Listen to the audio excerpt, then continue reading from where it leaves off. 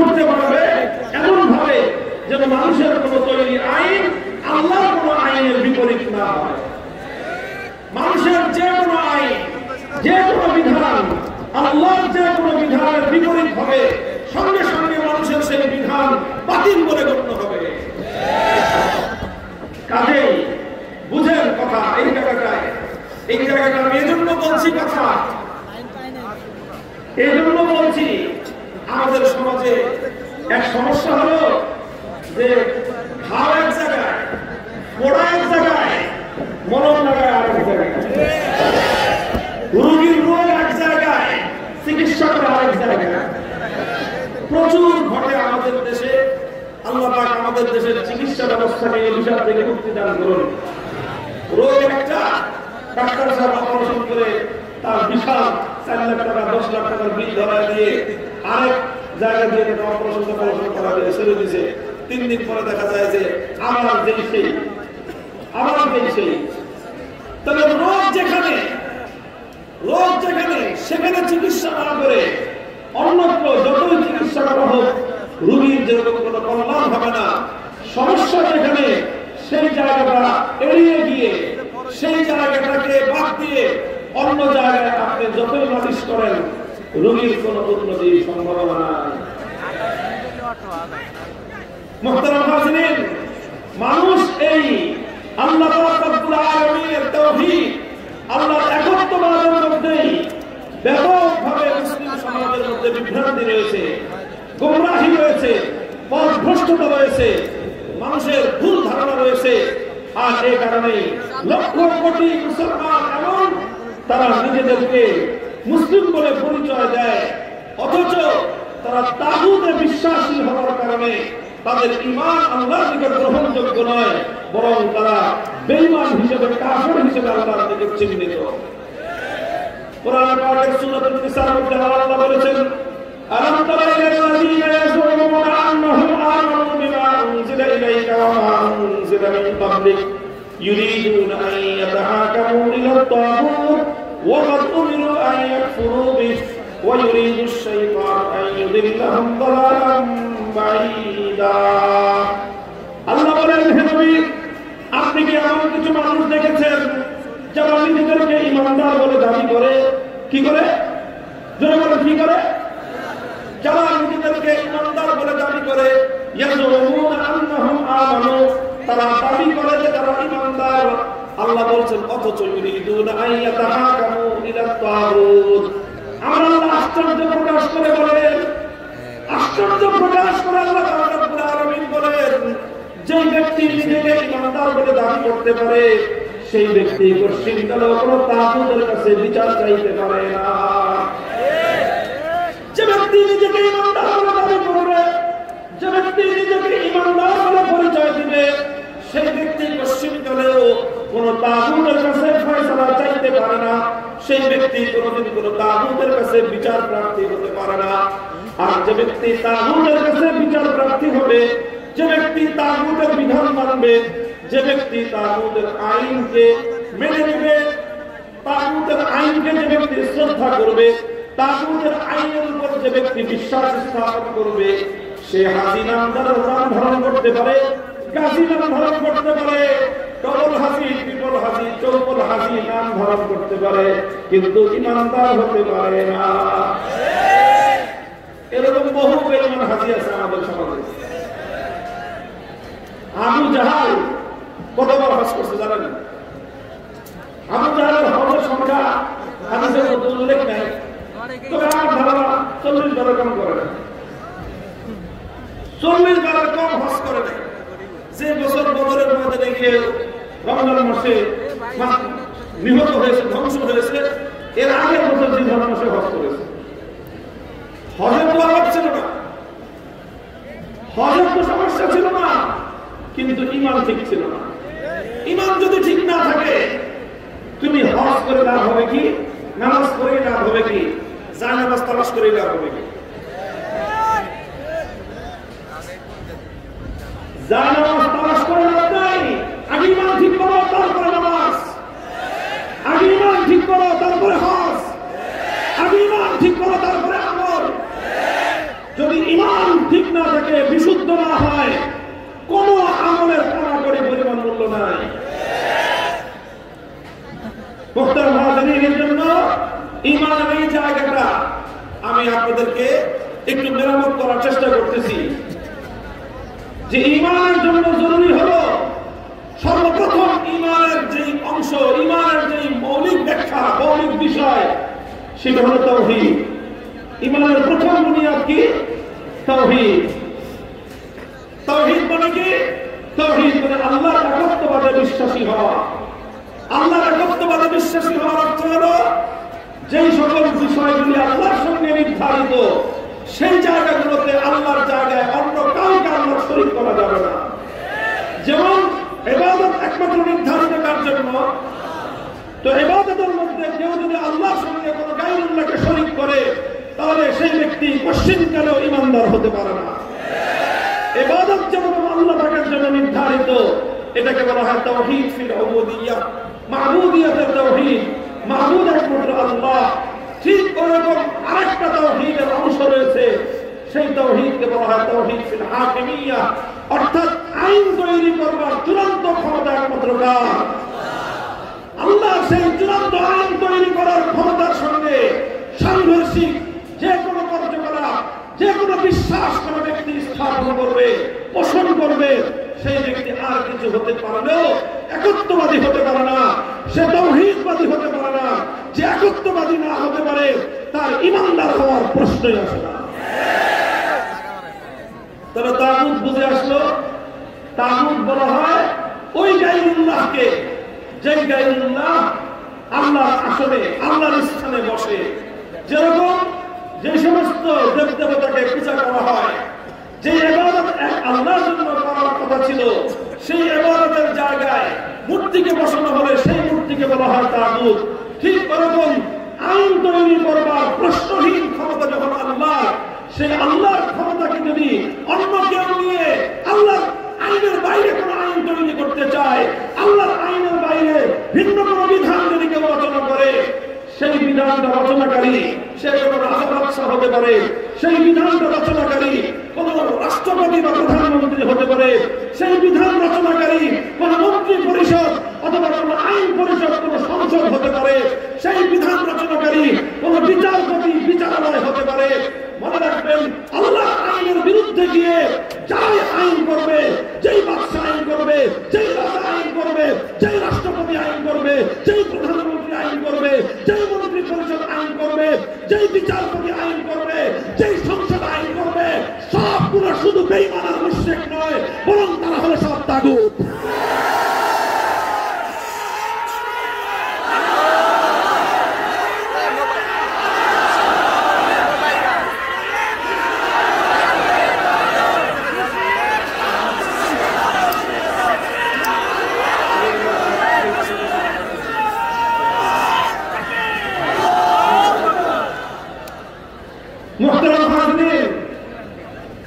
তাগুতের পরিচয়টা আপনারা পরিষ্কার বুঝে নিয়ে যাবেন।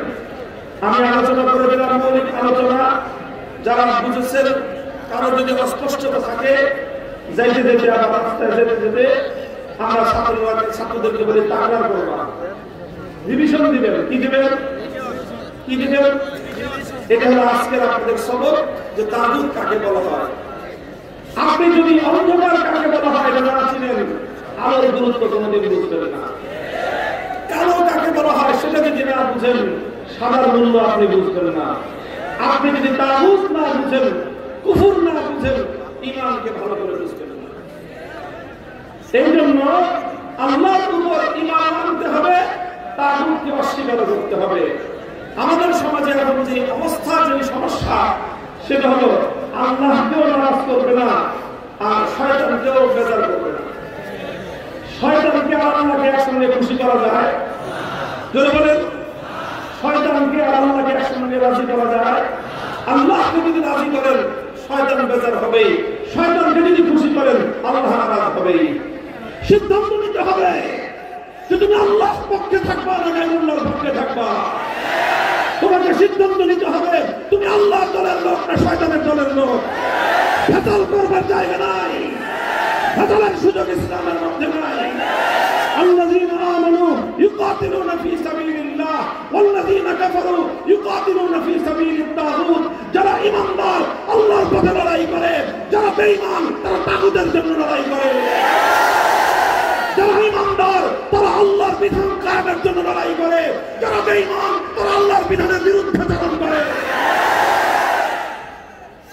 স্পষ্ট হয়ে যেতে হবে স্পষ্ট সাদা কালোর মধ্যে কোনো গোজামিল চলবে না সাদা কালোর মধ্যে কোনো গোজামিল চলবে না ইনশাআল্লাহ আমি স্পষ্ট পবিত্র কোরআন থেকে আমি আপনাদের সামনে আয়াত তেলাওয়াত করেছি আল্লাহ সুবহানাহু একটি হাদিসের উদ্ধৃতি দিয়ে আমি আপনাদের সামনে হযরত আলী ইবনে হাতিম রাদিয়াল্লাহু আনহু হাতিম ভাইয়ের নাম শুনেছেন হ্যাঁ কে কে শুনছেন বলেন তো হাতিম ভাই মাশাআল্লাহ অনেক বকিল ছিল না হ্যাঁ হাতিম ভাই মানে কি বকিল দেখি হাতিম ভাই মানে হলো দানবী কোন মানুষ অনেক দানশীলতা করলে অনেক দান করলে তাকে আমরা সকলে উপাধি দেই যে ইনি হলেন যুগের হাতিম ভাই কতদিন হাতিম ভাই একজন ব্যক্তি ছিলেন এই ব্যক্তি আল্লাহ নবী মুহাম্মদুর রাসূলুল্লাহ সাল্লাল্লাহু আলাইহি ওয়াসাল্লামের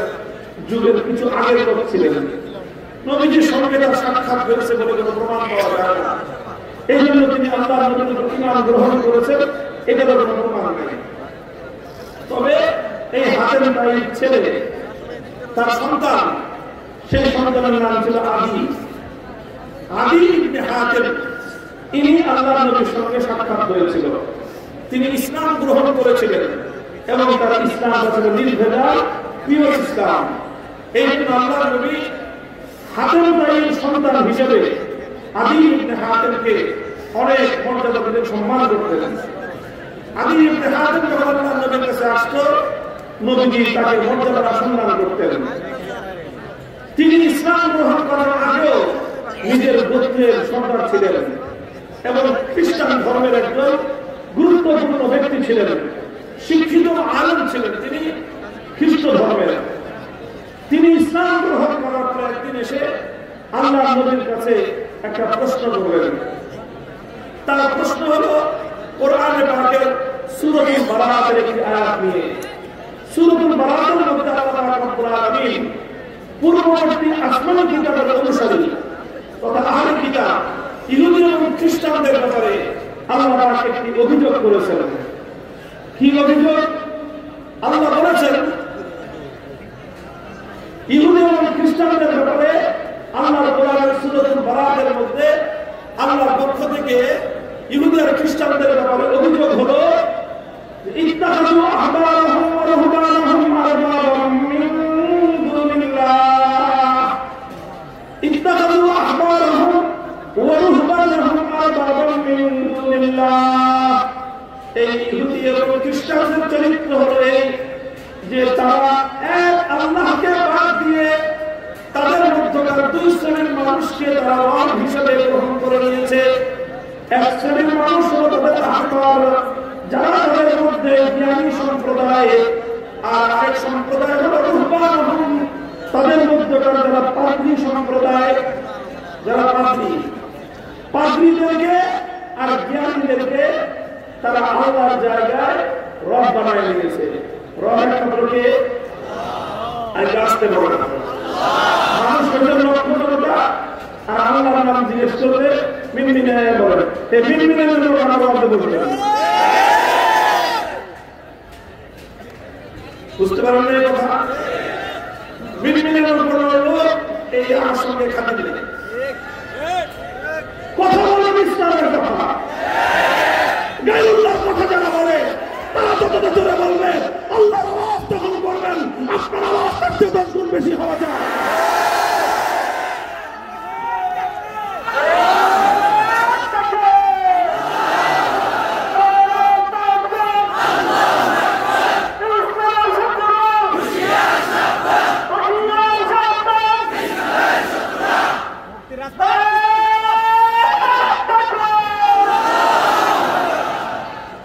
اتخذوا احبارهم ورهبانهم اربابا من دون الله আল্লাহ রাব্বুল আলামিন অভিযোগ করলেন ইহুদি এবং খ্রিস্টানরা তারা তাদের মধ্যে জ্ঞানী সম্প্রদায় কথা বলতে গেলে যারা সুশীল সমাজ পরহুদান এবং তাদের মধ্যে যারা পাদ্রী মহল রয়েছে, এই সকল জ্ঞানী এবং পাদ্রীদেরকে আল্লাহর পরিবর্তে তারা রব বানিয়ে নিয়েছে। এটা আল্লাহর কোরআনে ইহুদি এবং খ্রিস্টানদের সম্পর্কে তাদের পরিচয় এবং তাদের সম্পর্কে অভিযোগ তুলে ধরা হয়েছে। আদি ইবনে হাতিম রাদিয়াল্লাহু আনহু আল্লাহর নবীকে পাল্টা প্রশ্ন করলেন, ইয়া রাসূলুল্লাহ, আমি তো খ্রিস্টান ছিলাম এবং খ্রিস্টান ধর্মের সম্পর্কে সব কিছু আমার জানা আছে, সবিস্তারে জ্ঞান এবং জ্ঞানের আমার কাছে রয়েছে, কিন্তু আমার প্রশ্ন হলো, ইয়া রাসূলুল্লাহ, আমরা খ্রিস্টান সম্প্রদায়ে কোনদিন আমাদের মধ্যকার কোন জ্ঞানী ব্যক্তিকে, কোন আলেমকে অথবা কোন পাদ্রীকে আমরা পশ্চিমকালেও রব বলি নাই, তাদের ইবাদত তো আমরা করি নাই। আমরা শুধুমাত্র এক আল্লাহর ইবাদত করেই করতাম। আর খ্রিস্টান সম্প্রদায়ের মধ্যে হযরত ঈসা আলাইহিস সালামকে আমরা সন্তান বলে বিশ্বাস করা হয়, হযরত মারিয়াম আলাইহিস সালামকেও আল্লাহর অংশ স্থাপন করা হয়, সেটা ভিন্ন বিষয়। কিন্তু মারিয়াম এবং ঈসা আলাইহিস সালাম বাদ দিয়ে অন্য কোন ব্যক্তিকে তারা রব বলে না, তারা সিজদা করে না, ইবাদত করে না। তাহলে প্রশ্ন হলো, যেহেতু অন্য কোন ব্যক্তিকে আমরা রব মানি না, আল্লাহ কেন খ্রিস্টানদের ব্যাপারে কথা বললেন যে খ্রিস্টান সম্প্রদায় তারা তাদের মধ্যকার জ্ঞানী এবং তাদের মধ্যকার পাদ্রী মহলকে তারা আল্লাহর পরিবর্তে রব বানিয়ে নিয়েছে? এটা হলো আদি ইবনে হাতিমের প্রশ্ন। আল্লাহ নবীর প্রশ্নের জবাব দেওয়ার জন্য আদি ইবনে হাতিমের কাছে আগে আরেকটা পাল্টা প্রশ্ন করলেন। আল্লাহ নবী আদি ইবনে হাতিম বললেন, হে আদি, তুমি আমাকে একটা প্রশ্নের জবাব দাও। আলাস্তুম হারামতুম মা হারামাহু ওয়া আহলালতুম মা আহলালু, তোমাদের মধ্যে কি এমন কোন বিষয় ছিল যে আল্লাহ রাব্বুল আলামিন একটা বিষয়কে বৈধ বলেছেন, কিন্তু সেই বিষয়টাকে পরবর্তীতে তোমাদের ধর্মের জ্ঞানী আর পাদ্রী সম্প্রদায় মিলে যেটাকে আল্লাহ বৈধ বললেন সেটাকে তারা বেআইনি বলে দেয়? অথবা কোন একটা জিনিসকে আল্লাহ পাক বেআইনি করেছেন, অবৈধ করেছেন, অথচ তোমাদের সমাজের এই পাদ্রী সম্প্রদায় আর তোমাদের সমাজের জ্ঞানী সম্প্রদায় মিলে যেটাকে আল্লাহ অবৈধ করলেন সেটাকে তারা বৈধ করে দেয়। অর্থাৎ আল্লাহর বিধানটাকে তারা পরিবর্তন করে দিত। আর তোমরা গোটা সম্প্রদায় সকল খ্রিস্টানরা, এই সকল জ্ঞানী আর পাদ্রীরা আল্লাহর যে বিধানকে পরিবর্তন করে দিল, সেই পরিবর্তিত বিধানটাকে তোমরা মেনে নিতা, এমন বিষয় তোমাদের মধ্যে ছিল কিনা? এবার আদি ইবনে হাতিম মাথা নিচু করে বলেন যে হ্যাঁ ইয়া রাসূলুল্লাহ, এটা তো আমাদের মধ্যে ছিল। সঙ্গে সঙ্গে আল্লাহর পয়গম্বর মুহাম্মদুর রাসূলুল্লাহ সাল্লাল্লাহু আলাইহি ওয়াসাল্লাম বললেন, ফাযালিকা ইবাদাতুহুম ফাতিলকা ইবাদাতুহুম। হে আলী, তুমি কি মনে করেছো শুধুমাত্র কোনো গায়রুল্লাহকে সিজদা করলেই শিরক হয়? তুমি কি মনে করেছো কোনো গায়রুল্লাহকে পূজা করলেই শুধু শিরক হয়? না, কোন গায়রুল্লাহকে পূজা করলে যেরকম শিরক হয়, কোন গায়রুল্লাহকে ইবাদত করলে যেরকম আল্লাহর সঙ্গে শিরক করা হয়, ঠিক তদ্রুপ আল্লাহর কোন বিধানকে যখন কোন গায়রুল্লাহ পরিবর্তন করে দিবে, তখন সেই গায়রুল্লাহর পরিবর্তিত বিধানকে মেনে নেওয়া এটাও হলো সবচেয়ে বড় শিরক। এখন বলেন, হে বাংলাদেশের মুসলমান সমাজ, আল্লাহর কতগুলো বিধানকে আমার রাষ্ট্র ব্যবস্থা, আমার সংবিধান, আমার দেশের সংসদ, আমার দেশের বিচার ব্যবস্থা, আমার দেশের মন্ত্রী পরিষদ কতগুলো বিধানকে তারা পরিবর্তন করেছে? আল্লাহ বলেছেন সুদ হারাম, অবৈধ, সুদ বেআইনি। আমার দেশের রাষ্ট্র ব্যবস্থা বলে সুদ বৈধ, আল্লাহ বললেন অবৈধ, রাষ্ট্র বলল বৈধ। যারা সুদকে বৈধ বলে মেনে নিল তারা হাজারো রাকাত নামাজ পড়তে পারে, ইমানদার হতে পারে না।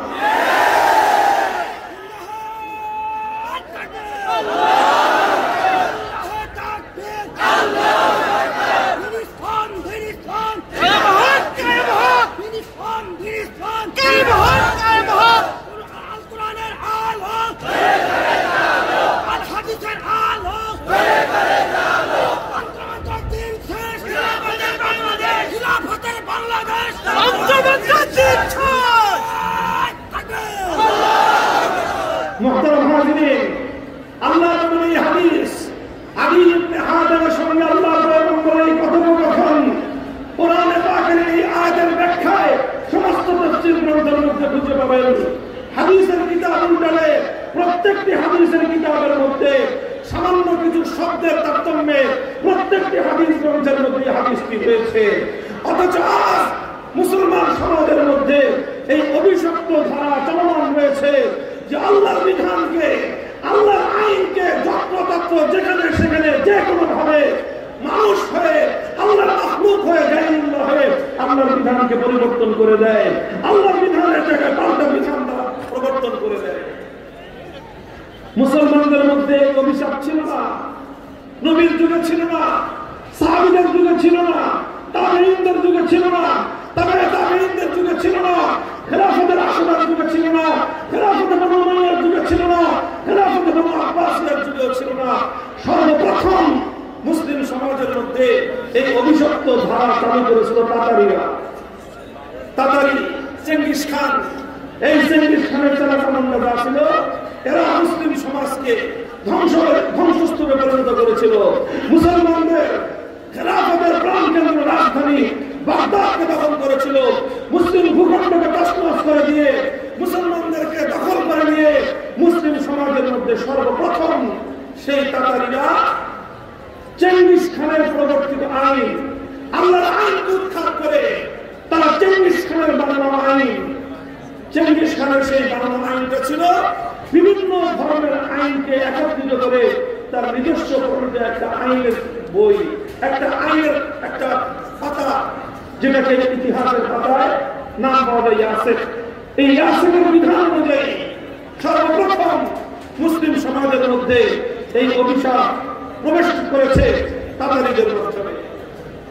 আল্লাহ পাক রব্বুল আলামিন মুসলমানদের ওই সকল পূর্বপুরুষদের উপর রহম করুন, তাদের কবরগুলোকে জান্নাতের বাগানে পরিণত করুন যারা তাতারিদের এই ফিতনাকে মোকাবেলা করেছিলেন।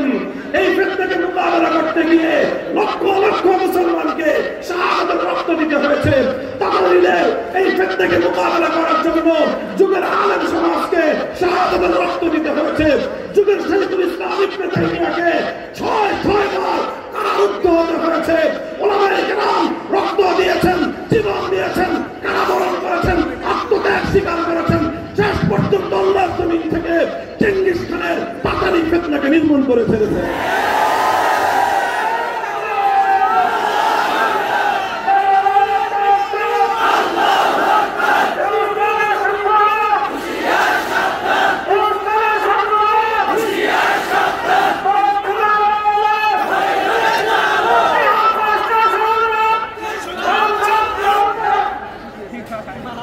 মুহতারাম হাজিরিন, মাদ্রাসার মাহফিলের গাম্ভীর্য রক্ষা করতে হবে ইনশাআল্লাহ। খুব ভালো করে আমার আলোচনার সময় দুটো কথা মনে রাখবেন। উদু ইলা সাবিলি রাব্বিকা বিল হিকমা, যে কথা বলতে হবে হিকমতের সাথে। হিকমতের সাথে কথা বলার অর্থ এটা না যে সত্য কথাকে গোপন করা বা উচিত কথাকে এড়িয়ে যাওয়া, এর নাম হিকমত নয়। এটা হিকমতের নামে অপব্যাখ্যা। হিকমতের অর্থ হলো যেই কথাটা যেখানে যেইভাবে বলা উচিত সেইভাবে বলা।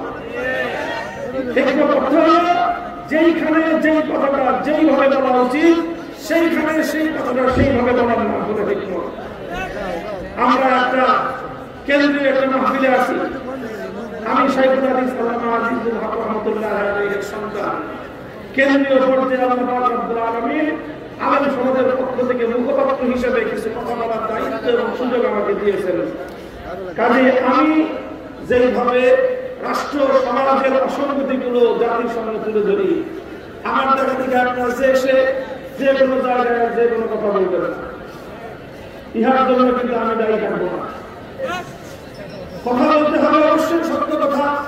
যে কথার ভার দিতে পারবেন তিনি সেই কথা বলবেন। আপনি হলেন ৩০০টা ৩ নতুনের কথা বলতে গেলে ঝামেলা হবে, সমাজে বিশৃঙ্খলা দেখা দেবে। এই জন্য এই বিষয়টা খুব লক্ষ্য রাখবেন। আমার দ্বারা আপনারা কেউ আবার ভুল মেসেজ দিবেন না।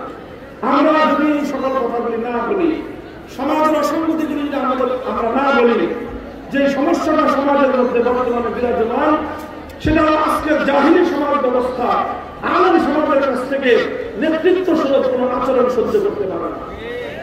কথাটা বুঝেন? খালি আওয়ামী লীগের বিরুদ্ধাচরণ করেন, আওয়ামী লীগের মূল সমস্যাটাকে সেটা বুঝে রাখেন। আওয়ামী লীগের মূল সমস্যা হবে তারা হুজুরদেরকে দাওয়াত দিবে, হুজুরদেরকে খাওয়াবে, হুজুরদেরকে ইমামতির চাকরি দিবে, প্রয়োজনে মডেল মসজিদ বানায় সব জায়গায় হুজুরদেরকে চাকরি দিবে, হুজুরদেরকে হাতিয়ে তোফা দিতে তাদের কোনো সমস্যা নাই, দাওয়াত খাওয়াইতে সমস্যা নাই। সমস্যা হলো তাদের এক জায়গায় হুজুরদেরকে তারা নেতৃত্বের আসনে দেখতে চায়। এই জায়গায় হলো আওয়ামী লীগের সমস্যা। যারা যারা আওয়ামী লীগকে আবার বাংলাদেশে ফিরে আনতে চাও, আওয়ামী লীগকে আগে এই গুনাহ থেকে তওবা করতে বলবা। এই দেশে থাকতে হলে, রাজনীতি করতে হলে, এই সমাজে বিচরণ করতে হলে আলেম সমাজকে শুধু হুজুর হিসেবে নয়, আলেম সমাজের নেতৃত্ব মেনে তারপরে আসতে হবে। আর আওয়ামী লীগের দেখা দেখি বিএনপিও মাঝে মাঝে কারো হয়ে বইয়ের মতো আসতে চায়। এই সমস্ত অপবিত্রতা বিএনপির মধ্যে এক সময় ছিল না। তারা শুরু থেকে ইসলামী দল না, কিন্তু ইসলাম এবং আলেম আমাদের নেতৃত্ব নিয়ে তাদের গায়ের মধ্যে অ্যালার্জি ছিল না। আস্তে আস্তে এই অ্যালার্জি পাশের দলের থেকে তাদের গায়ে সংক্রামিত হয়েছে। খবরদার, চুলকানির লোক কিন্তু পাশের দলের মধ্যে সরায়। আওয়ামী লীগের সঙ্গে রাজনীতি করতে করতে করতে করতে বিএনপির মধ্যেও এই অ্যালার্জির চুলকানির উপদ্রব ঘটেছে। যারা যারা বিএনপির রাজনীতির সাথে সম্পৃক্ত আছেন, ভালো করে আপনাদের এই দলের এই চিকিৎসা করায় নেবেন। যদি না করেন, খবরদার খোদার কসম খেয়ে বলি, যে সমস্যার কারণে আমরা আওয়ামী লীগের বিরুদ্ধাচরণ করেছি, সেই সমস্যা যদি বিএনপির মধ্যে দেখা যায়, বিএনপিকে বঙ্গোপসাগরে ফাঁসায় দিতে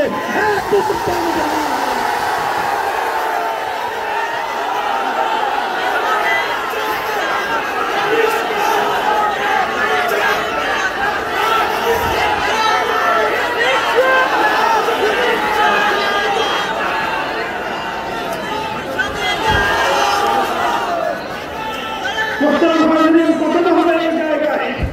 এটা একটা গুরুত্বপূর্ণ কথা। সেটা হলো সমস্ত আলেমরা একভাবে কথা বলবে না, এটা যেমন ঠিক। কিছু কিছু আলেম এই কথা বলতে হবে, এটাও ঠিক। সমাজের প্রত্যেকটা অসঙ্গতি নিয়ে কথা বলবে। বাজার ব্যবসা বাণিজ্যের মধ্যে যদি কোন ধরনের অনিসলামিক কালচার, কোন ধরনের অনিসলামিক রীতিনীতি মুসলমানদের ব্যবসা বাণিজ্যের মধ্যে দেখা দেয়, আলেম সমাজকে মসজিদের মেম্বরে বসে সেই ব্যাপারে করতে হবে। মানুষের আচার অনুষ্ঠান, বিয়ে শাদী, মানুষের পারিবারিক অনুষ্ঠানের মধ্যে যদি ব্যাপকভাবে ইসলাম বিরোধী নাজায়েজ কার্যকলাপ হতে থাকে, আলেম সমাজের দায়িত্ব হয়ে দাঁড়াবে সমাজের এই ধরনের পারিবারিক আচার অনুষ্ঠান, বিয়ে শাদীর অসঙ্গতিগুলো নিয়ে, সেখানকার নাজায়েজ কর্মকাণ্ড নিয়ে মানুষকে সতর্ক করা। মানুষের ব্যক্তিগত আখলাকের মধ্যে যদি অবদান দেখা যায়, মিথ্যাচারিতা, ধোঁকাবাজি, প্রতারণার মতো এই ধরনের অসৎ চরিত্র যদি মানুষের মধ্যে দেখা দেয়, আলেম সমাজের দায়িত্ব হবে এই ব্যাপারে মানুষকে সজাগ করা। মানুষের মধ্যে ছোটরা যদি বড়দেরকে অসম্মান করতে থাকে, ছোটরা যদি বড়দের সঙ্গে বেয়াদবি করতে থাকে, সন্তান যদি পিতার আবদ্ধ হতে থাকে, সন্তান যদি মায়ের আবদ্ধ হতে থাকে, তখন আলেমদের দায়িত্ব হলো সমাজকে বড়দের সম্মান সম্পর্কে সজাগ করা, পিতামাতার হক সম্পর্কে জাতিকে সচেতন করা। মানুষ যদি ইসলামের জরুরি বিধানগুলো ছাড়তে থাকে, নামাজের প্রতি গুরুত্বহীন হয়ে যায়, হজ ফরজ হওয়ার পরে হজ করে না, যাকাত ফরজ হওয়ার পরে ঠিক মতো যাকাত দেয় না, রমজান মাসে ঠিক মতো রোজা রাখে না, এই সকল ফরজ বিধান সম্পর্কে জাতিকে সজাগ করা, সতর্ক করা, নসিহত করা, এটা আলেমদের দায়িত্ব। জিহাদ ফরজ হয়ে যাওয়ার পরেও জিহাদের ব্যাপারে জাতি যদি গাফিল থাকে, জিহাদের ব্যাপারে জাতির মধ্যে যদি কোনো নেগেটিভ এবং খারাপ ধারণা থাকে, তাহলে জাতির এই আকীদাকে বিশুদ্ধ করে জিহাদের সঠিক চিন্তা চেতনা, সঠিক পরিচয় জাতির সামনে তুলে ধরা, এটা ওলামায়ে কেরামের ঐতিহাসিক দায়িত্ব। ঠিক তদ্রুপ যারা রাষ্ট্র চালাবে, যারা রাজনীতি করবে, তাদেরকে মনে রাখতে হবে তাদের প্রত্যেকটি ভুল ত্রুটি নিয়ে আলেমদেরকে কথা বলতে হবে। এবং তখনই ওলামায়ে কেরাম নেতার মতো কথা বলবে, শুধু হুজুরের মতো না। তখন তোমাকে সেই কথা ভালো করে শুনে তোমার কার্যকলাপকে সংশোধন করতে হবে। তুমি তখন কার্যকলাপ সংশোধন না করে মামুন ভাবে তো তৃপ্ত হয়ে বাজে বেশি কথা বলে, কথা আমাদের চলছে, চলবে ইনশাআল্লাহ। আমরা যখন হকের কথা বলবো, আমাদের সূত্র তো একটাই, আমরা বলছি কোরআনের কথা, আমরা বলছি সত্যের কথা, আমাদের প্রতিপক্ষ বলছে মিথ্যার কথা, আমরা বলছি আল্লাহর কথা, প্রতিপক্ষ বলছে শয়তানের কথা। লড়াই যদি বাঁধে লড়াই করবো, জীবন যদি দিতে হয় জীবন দেব। আমরা মরলে যদি জান্নাতে যাই, তারা মরলে যদি জাহান্নামে যায়, তাদের যদি মরতে আপত্তি না থাকে, জান্নাতের শহীদরা মরতে কেন আপত্তি করবে?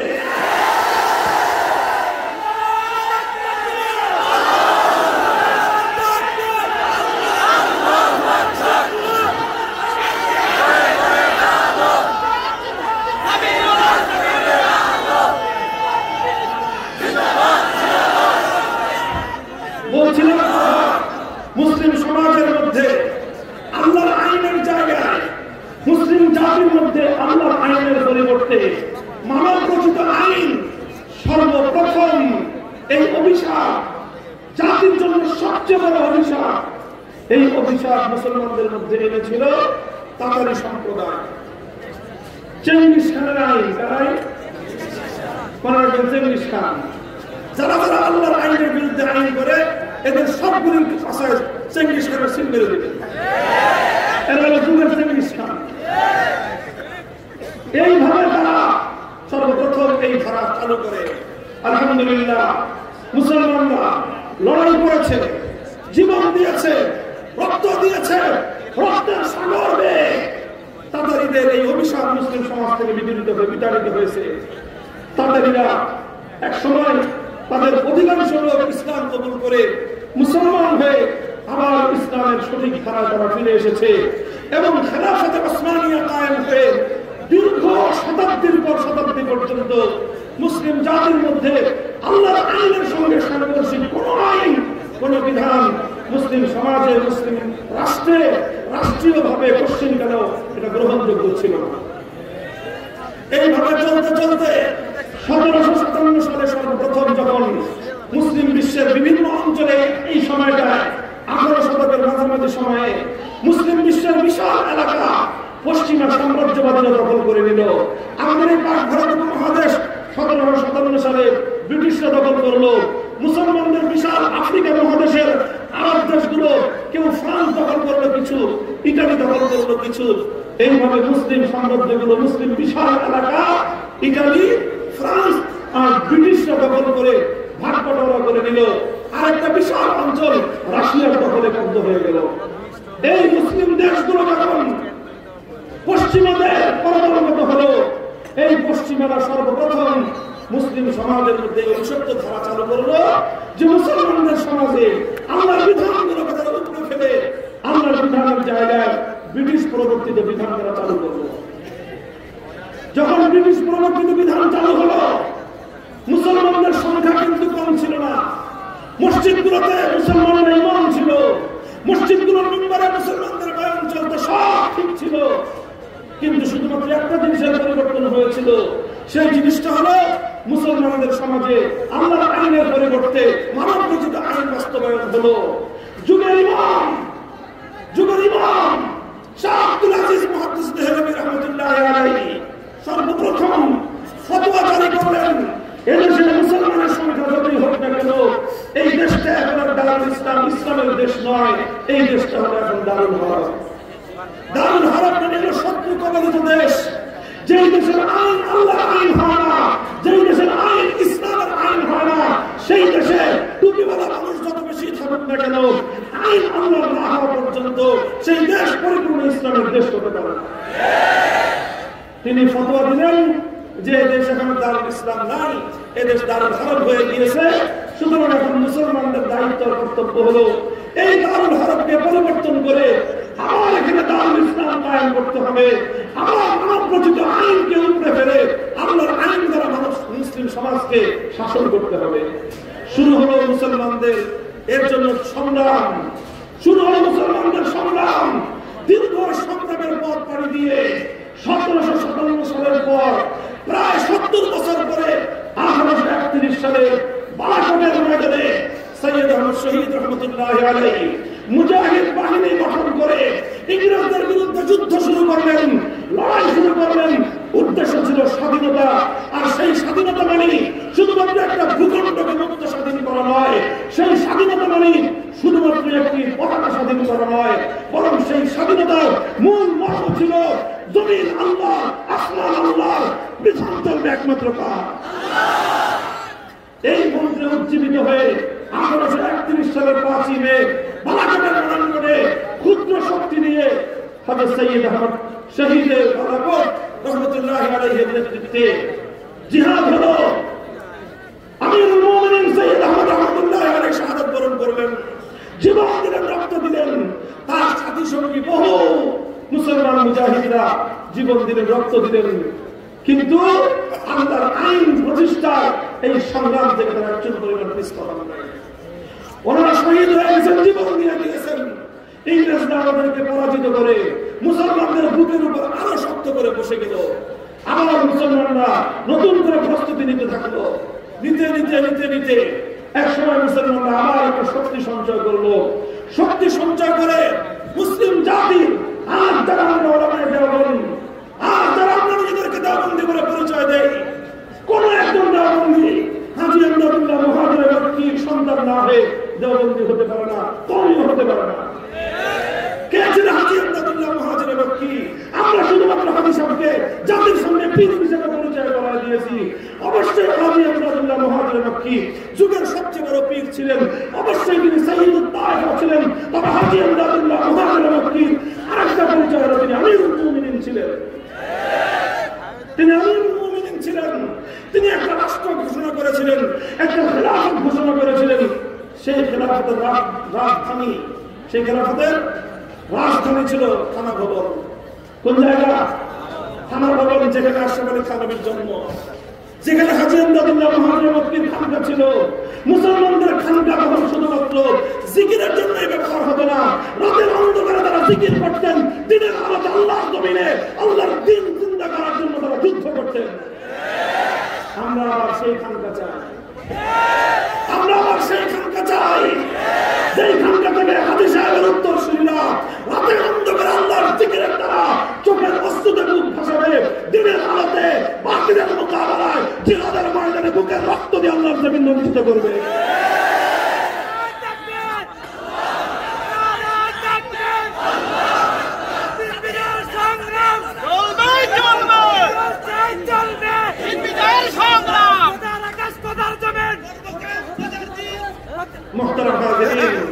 তাহলে আমিরুল মুমিনিন ছিলেন হাজী আমদাদুল্লাহ মুহাজির মক্কি রাহমাতুল্লাহি আলাইহি।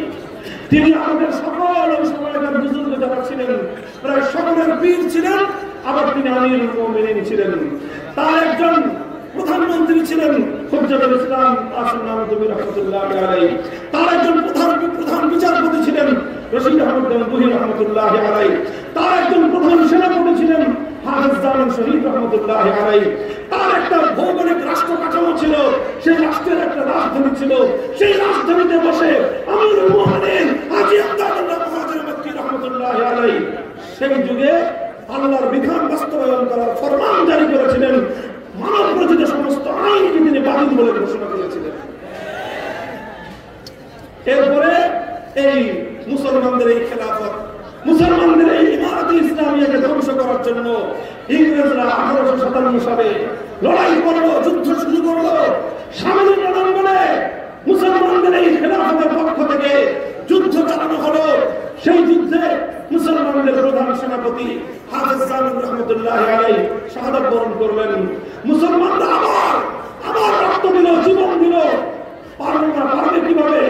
ওদের হাতে বন্দুক, ইনাদের হাতে লাঠি, ওদের হাতে তপকামান, ইনাদের হাতে শুধুমাত্র তরবারি। এর নিয়ে যুদ্ধ করে কোনোভাবে তাদের সাথে টিকা সম্ভব ছিল না। কিন্তু টিকা সম্ভব না হলে কি হবে? ওনারা সামর্থ্যের আলোকে শেষ রক্তবিন্দু দিয়ে বাতিলের মোকাবেলা যুদ্ধ করে পরবর্তীদের জন্য আদর্শ স্থাপন করে গেছে। 1857 সাল সিপাহী বিদ্রোহ মানে আপনারা সকলে জানেন, স্বাধীনতা আন্দোলনের অন্যতম মাইল ফলক। সেই সময়ে মূল কেন্দ্রবিন্দু ছিল থানা ভবন, আর মূল উপলক্ষ ছিল ইসলামী খেলাফতকে পুনরুদ্ধার করা এবং ইসলামী খেলাফতকে বাস্তবায়ন করা। মুহতারাম হাজির, এরপর লম্বা ইতিহাস। 1857 সালে সামরিক রণাঙ্গনে মুসলমানদের এই পরাজয়ের পর সারা ভারত জুড়ে আলেমদের উপর জুলুম শোষণের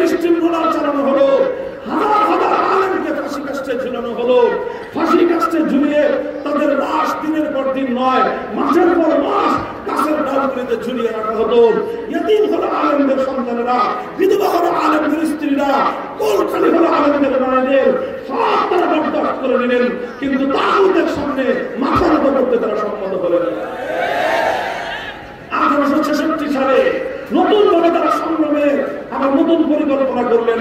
1866 সালে ভারতের উত্তর প্রদেশের সাহারানপুর জেলার দেওবন্দ নামক গ্রামে একটা প্রতিষ্ঠান করলেন, যে প্রতিষ্ঠানের উদ্দেশ্য ছিল শিক্ষা আন্দোলনে এমন একদল মুজাহিদ তৈরি করা হবে যারা আবার মুসলিম সমাজ থেকে এই গায়রুল্লাহ মানবরচিত শাসনের অভিশাপকে দূর করে আল্লাহর বিধানে, আল্লাহর দ্বীন এবং আল্লাহর আইনকে আবার তারা ফিরিয়ে আনবে। 1866 সাল থেকে 1947 সাল পর্যন্ত 80 বছরের অব্যাহত সংগ্রামের পর ব্রিটিশরা মুসলমানদের এই ভূমি ছেড়ে যেতে রাজি হলো। তখন মুসলমানরা বলল যে এই গোটা ভারতবর্ষে দুই জাতি বসবাস করে, হিন্দু এবং মুসলিম। হিন্দুরা সংখ্যায় বেশি, মুসলমানরা সংখ্যায় কম। মুসলমানদের আকাঙ্ক্ষা ছিল যে আমরা এমন একটা ভূখণ্ড পাবো, এমন একটা দেশ আমরা করবো যে দেশের আইন হবে আল্লাহর আইন, যে দেশের সংবিধান হবে আল কোরআন। এই জন্য মুসলমানরা ভারত থেকে আলাদা হয়ে আলাদা একটা রাষ্ট্র করলো। সেই রাষ্ট্রটার নাম দিল পাকিস্তান।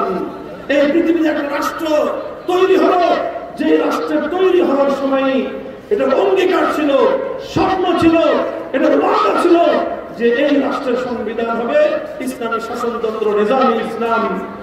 কিন্তু দুঃখজনক ভাবে এই রাষ্ট্র তো হলো, আর এই রাষ্ট্রের জন্য সবচেয়ে বেশি ত্যাগ আর কোরবানি স্বীকার করলো আমাদের এই বাংলাদেশের, আমাদের পূর্বপুরুষ মুসলমানরা।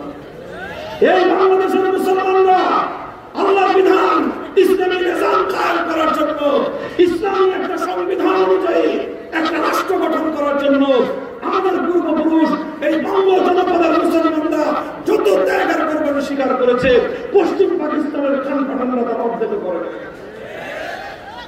লম্বা ইতিহাস আমি বলবো না, শুধু এতটুকু বলি যে এই বাংলাদেশের থেকে, ঢাকার থেকে অনেক কাছে ছিল কলকাতা, ঢাকা থেকে ভারত ছিল অনেক কাছে।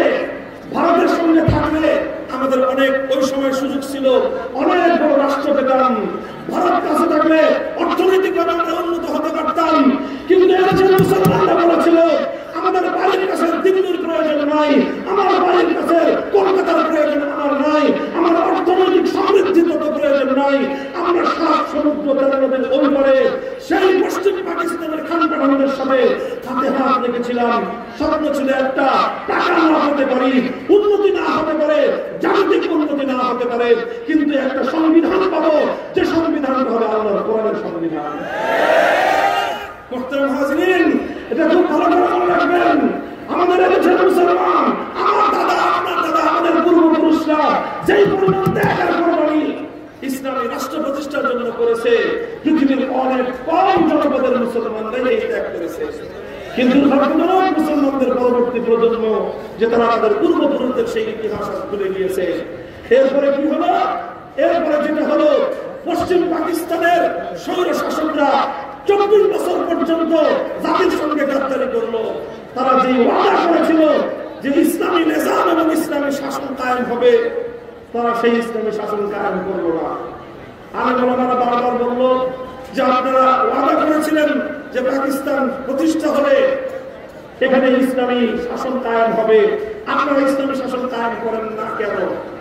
তখন তারা বলতো যে পাকিস্তানটা সবেমাত্র শিশু রাষ্ট্র, এখনো যদি আমরা ইসলাম কায়েম করি তাহলে উন্নত বিশ্ব আমাদেরকে সাহায্য সহযোগিতা করবে না, আমরা না খেয়ে করবো। আচ্ছা, এই 1 বছর, 2 বছর, 10 বছর, 15 বছর, 20 বছর যায়, হুজুররা খালি বারবার বলে যে আপনাদের শিশু বড় হবে কবে? আপনাদের এই শিশু রাষ্ট্র পাকিস্তান, এটা কতদিন আর শিশু থাকবে? আমার প্রধান শাইখুল হাদিস আল্লামা আজিজুল হক রহমাতুল্লাহি আলাইহি উনি একটু কৌতুক করে বলতেন 24 বছর পর্যন্ত এই রাষ্ট্র আর শিশু থেকে বড় হলো না। যে বাচ্চা 24 বছরও শিশুই থাকে, কোনদিন বালেগ হয় না, এই 90 বছরও এই বাচ্চার বালেগ হবে না।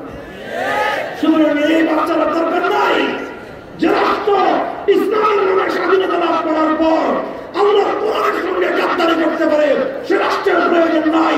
আমরা স্বাধীনতা যুদ্ধের মাধ্যমে পশ্চিম পাকিস্তানের থেকে আলাদা হয়ে স্বাধীন বাংলাদেশ গঠন করলাম। এই স্বাধীন বাংলাদেশ গঠন করার আগে একটা নির্বাচন হয়েছিল, যে নির্বাচনের ফলাফলকে কেন্দ্র করে ৭১ মুক্তিযুদ্ধ হয়েছিল। সেই নির্বাচনটা হয়েছিল 1970 সালে। কত সালে? 1970 সালে। সেই নির্বাচনের সময় এই বাঙালি মুসলমানদের নেতা ছিলেন শেখ মুজিবুর রহমান সাহেব। তিনি জাতির সঙ্গে ওয়াদা করলেন, নির্বাচনী ইশতেহার ঘোষণা করলেন, যদি আমাদের নৌকা মার্কা বিজয়ী হয়ে ক্ষমতা যেতে পারে তাহলে আমরা এই দেশে কোরআন সুন্নাহর বিরুদ্ধে কোন আইন করব না।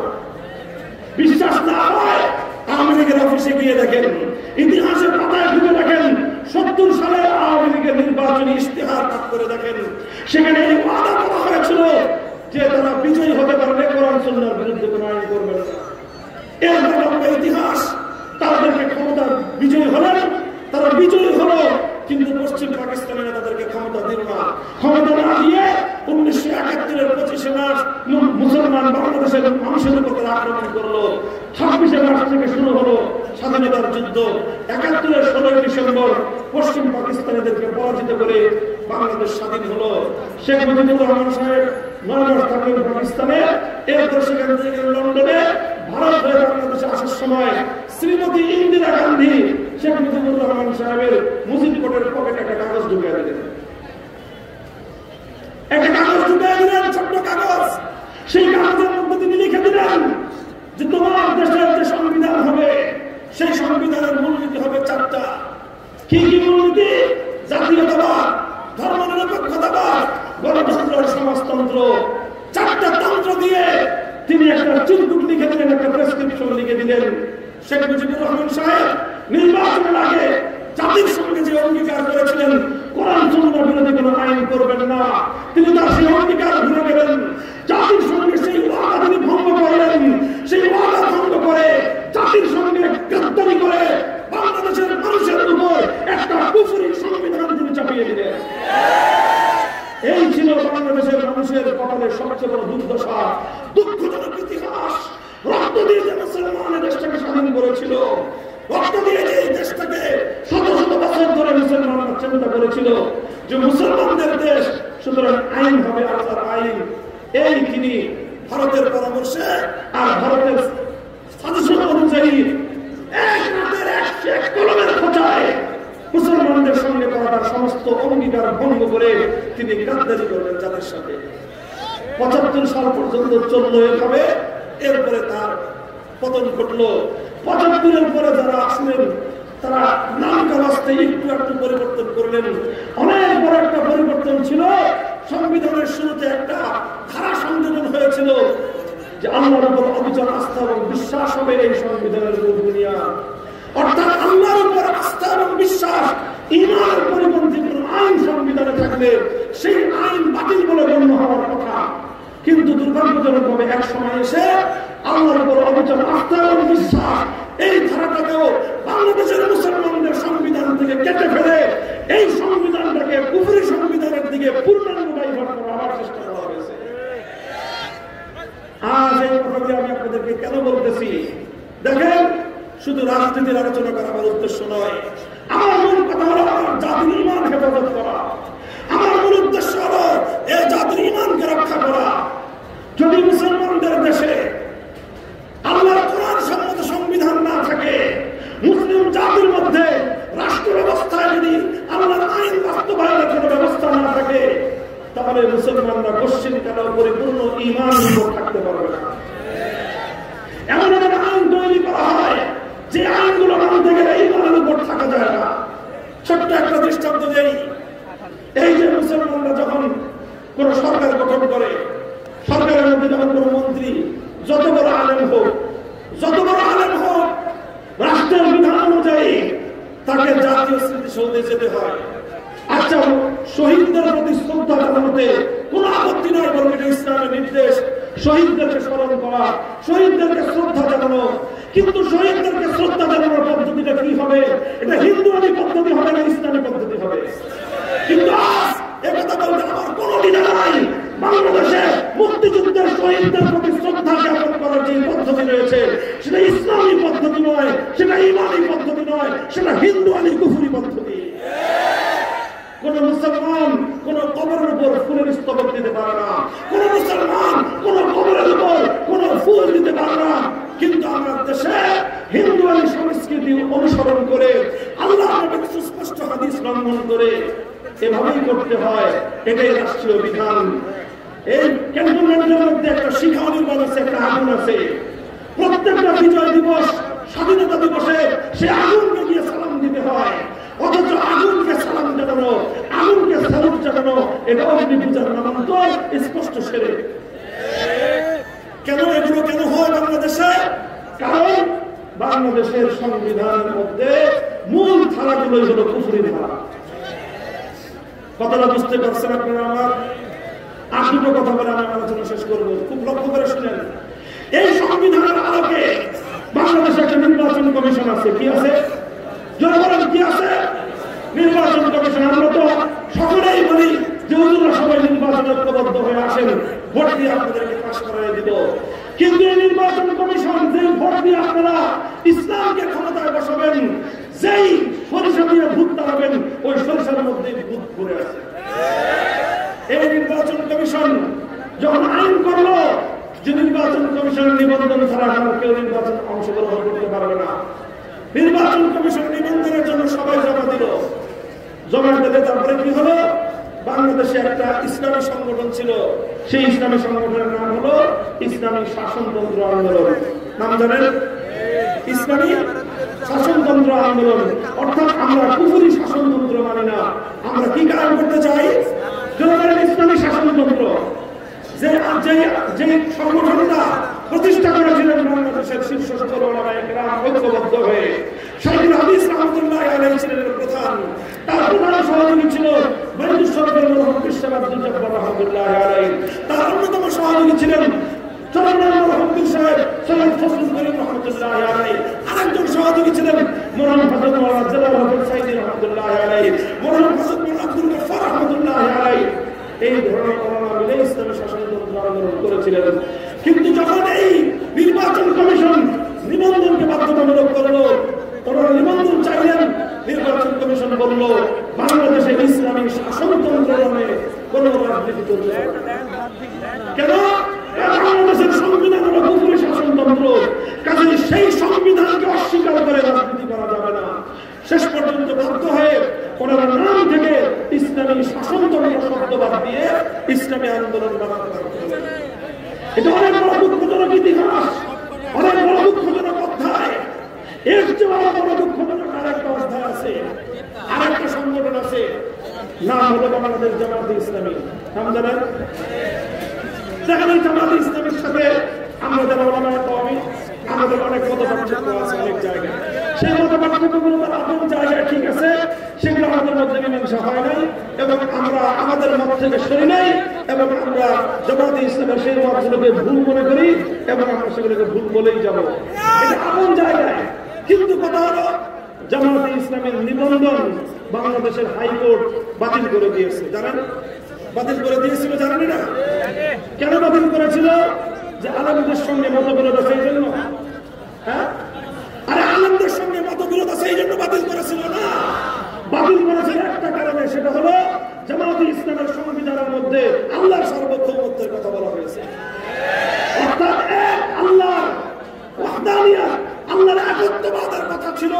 এই জন্য হাইকোর্ট বলল যে আমার দেশ হলো শিরকের দেশ, এই দেশে একত্ববাদের রাজনীতি চলতে পারে না।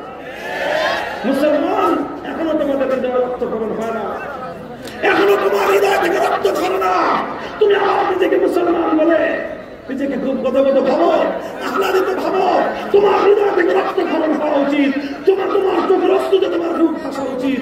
যেই দেশটায় ইতিমুল্লাহ রক্ত দিয়েছিল আল্লাহর দ্বীনের জন্য, হাজী শরীয়তুল্লাহ রক্ত দিয়েছিল আল্লাহর দ্বীন বাস্তবায়নের জন্য, হাজার হাজার শহীদ গাজীরা জীবন দিয়েছিল আল্লাহর জমিনে আল্লাহর আইন বাস্তবায়নের জন্য।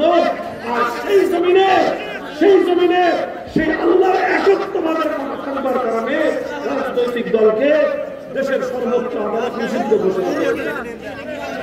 মুহতারাম হাজিরিন, বসেন কথা বলতে নেই। একটা ছোট্ট কথা বলে আমি আমার আলোচনা শেষ করতেছি। এই সবগুলো কথা আপনাদের কাছে আমি কেন বললাম? কারণ আজ বাংলাদেশে একটা আওয়াজ উঠেছে, সেই আওয়াজটার নাম হলো সংস্কার আওয়াজ। কিসের আওয়াজ? সংস্কার করো, পরিবর্তন করো। আমরা বলছি পরিবর্তন চাই, তবে সেই পরিবর্তনটা শুধুমাত্র জাগতিক কোন পরিবর্তন নয়, সেই পরিবর্তনটা শুধু ভাগ বটোয়ারার পরিবর্তন নয়, সেই পরিবর্তনটা শুধু আলুরুটি খাওয়ার পরিবর্তন নয়, সেই পরিবর্তনটা শুধুমাত্র ক্ষমতার মস্তক ভাগাভাগি করার পরিবর্তন নয়। আমরা চাই এবার বাংলাদেশে মুসলমানদের এই কথা বলার সময় এসেছে, আমরা আমার সোনার মাতৃভূমিতে আল্লাহর কোরআনের সংবিধান কায়েম করতে চাই।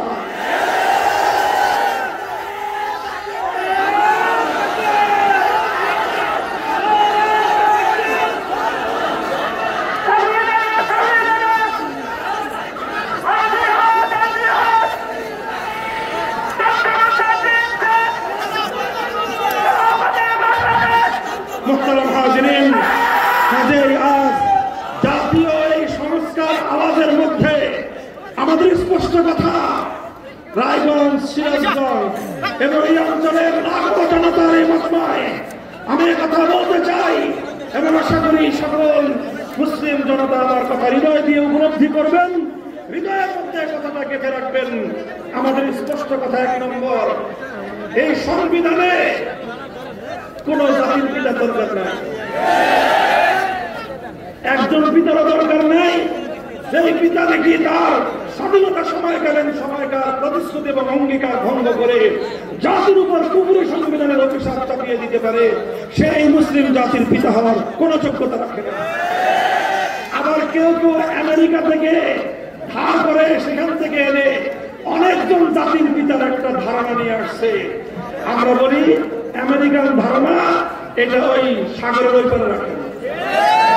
আমেরিকান ধারণা অনুযায়ী মুসলমানদের বাংলাদেশ চলবে না। এই জন্য বহু পিতা আমাদের দরকার নাই।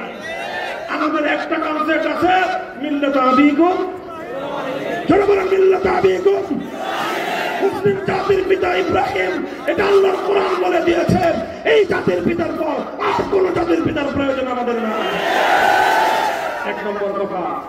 2 নম্বর কথা হলো, পদে পদে যেন এভাবে আমাদের আল্লাহর কোরআনের সঙ্গে সাংঘর্ষিক কার্যকলাপে লিপ্ত হতে না হয়, এভাবে যেন আমাদেরকে আল্লাহর আইনের বিরুদ্ধে গিয়ে মানব রচিত আইনের দ্বারা যেন আমাদেরকে শাসিত হতে না হয়।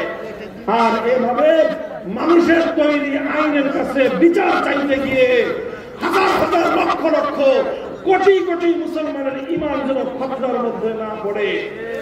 আমি শুরুতেই কোরআনের আয়াত বলেছিলাম যে দেখেন, আল্লাহ বলেছেন, দেখো যারা বলে আমরা ইমানদার বলে দাবি করো, আবার মানব রচিত আইনের কাছে তুমি বিচার চাও, কোশ্চেন কেন এটা হতে পারে না। এখন আমাদের সমস্যা হলে যে আমরা বিচার চাইবো কোথায়? মানুষের আইন ছাড়া তো বিচার চাওয়ার কোন জায়গায় দেশে নাই। কথা বলে আল্লাহ আইনে বিচার চাওয়ার সুযোগ এখানে নাই। তাহলে এই দেশে মুসলমানদের ঈমান এবং ইসলাম নিরাপদ থাকলো কিভাবে? এই জন্য ইসলাম আর ঈমান আমরা পরিপূর্ণভাবে এই দেশে পালন করতে পারি না। যত বড় হুজুর হন, যত বড় জুব্বা গায়ে দেন, যত বড় পাগড়ি পরেন, যত বড় নফল পরেন, আমাদের এই দেশে থেকে পরিপূর্ণ ঈমান এবং ইসলাম পালন করা সম্ভব নয়। এই জন্য যেহেতু প্রতিনিয়ত আমি, আপনি বা আমার আশপাশের লোকজন তারা নানা রকম ইসলাম এবং ঈমান বিরোধী কার্যকলাপের সঙ্গে ইচ্ছায় হোক অথবা বাধ্য হয়ে হোক জড়িত হতে হয়। এই জন্য এখন কি বাংলাদেশের একটা সময় আসে নাই যে আমরা সম্মিলিত আরেকটা ঝাঁকুনি দিব?